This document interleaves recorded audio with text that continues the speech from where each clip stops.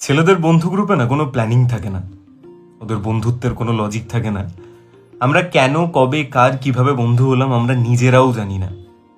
5 জনের একটা গ্রুপে পকেটে 5-10 টাকা নিয়ে আমরা ধারে চার সিগারেট খেতে খেতে সুপার বাইকের গল্প করি, ডিপ্রেশনে যাওয়ার সুযোগই দিই না একে অপরকে, অ্যান্ড রেসিজমের চূড়ান্ত লেভেলে দাঁড়িয়ে বন্ধুকে যা নয় তাই ভাষায় গালিগালাজ করাটাই আমাদের কাছে বন্ধুত্ব।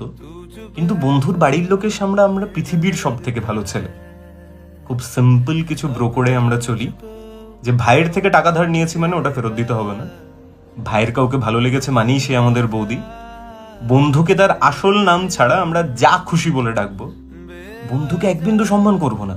কিন্তু বাইরের কেউ বন্ধুকে কিছু একটা বলে দিই, তাকে আমরা ছেড়ে দেবো না। আর আমরা জানি যে এই গ্রুপটাই থাকলে জীবনে কিচ্ছু হবে না, কোনো উন্নতি হবে না, কোনো লাভ নেই, কিন্তু তবুও সেই গ্রুপটা ছেড়ে যাব না আমরা। অ্যান্ড বন্ধুকে আমরা বন্ধু বলি না, ভাই বলি।